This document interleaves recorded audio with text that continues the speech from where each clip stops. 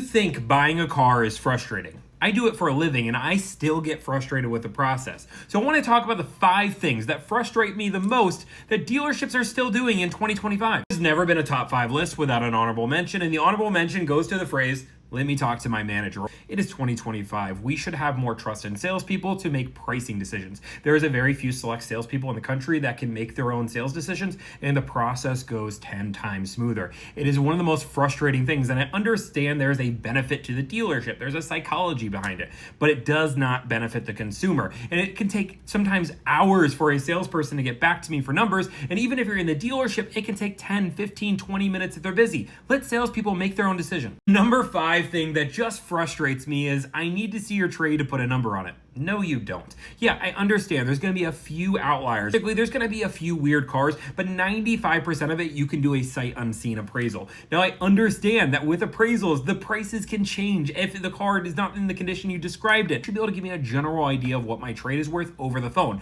Carvana, CarMax can do it. You can do it too. Number 4 thing is the amount of pressure that there can be in a finance department and how long that process takes. Now, I get it. I was in finance when I was in the dealership. But that being said, there are certain times where you know for a fact you are not going to sell any type of coverage to the customer and you just need to move on. Legally, we have to go through this with all of you. No, you don't. You can have them sign a piece of paper saying they're declining all coverage, and that's enough. You don't have to go through the whole spiel. You're just trying to get an opportunity to sell. Number 3 is any dealership that will not give numbers over the phone or an email. Now, I understand dealerships don't want to get their pricing shopped, but I'm sorry, this is really just benefiting you and it doesn't benefit the consumer. And you have to understand, dealerships, or a large portion of dealerships, are playing games with their online pricing and adding mandatory fees and add-ons. And I understand some dealerships are going to say, the pricing is on the website. Well, if that's the case, why can't you just put it down in writing? The reason being is that plenty of dealerships have mandatory add-ons and fees that you don't want to see until they get there, so you have a better opportunity to sell them. Number 2 is dealership mandatory add-ons, nitrogen, tint, paint protection.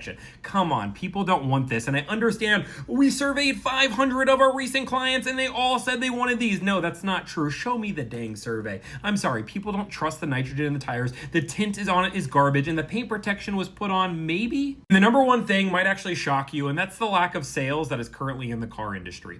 Now, ever since COVID, there has been a talent issue in the car industry, and people are relying on scripts and people aren't well trained, and this comes off as just a bad experience. I can't tell you the amount of times I'm talking to a dealership and all they're doing is reading off a paper, and I can see it and I can feel it, and I'm hearing the same phrases, your presence is your power. Why can't we just be humans, me and you, and really figure out how to get a car, a dream, in a driveway, right? This gets so frustrating. I hear the same phrases over and over and over again. Andy Elliott is in your ear. Stop and just be a human.